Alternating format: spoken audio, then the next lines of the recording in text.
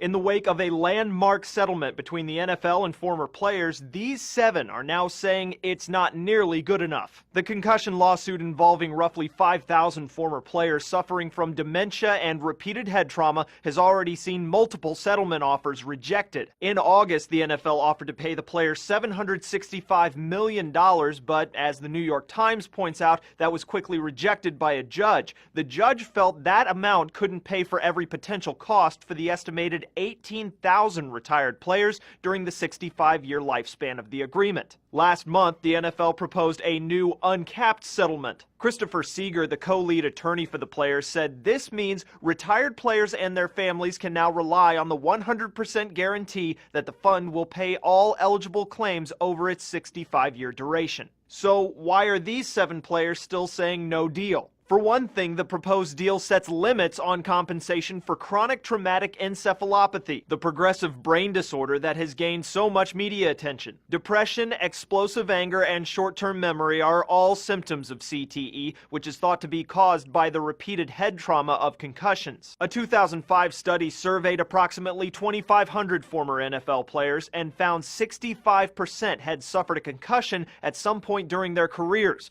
24% had suffered 3 or more. The result of these concussions has often been tragic. According to Ebony magazine, autopsies after these players' suicides revealed they all suffered from CTE. In exchange for not having a cap on the settlement, the NFL also got the right to appeal as many payouts as it wants. The 7 players also took offense to what they saw as outrageous attorney fees. In the proposals, attorney compensation hovered around 1/3 of the total settlement. According to Forbes, the attorneys representing the players do foot the bill for most or all of the litigation, with no guarantees of any settlement being made. However, the site also says players are concerned their attorneys will double dip by taking an additional fee according to their retainer agreement. Despite all this, many experts caution other players from opting out of the agreement, as no individual settlements with the NFL are guaranteed. Many are taking an agreement they find too low simply out of the need for money to pay for current medical bills.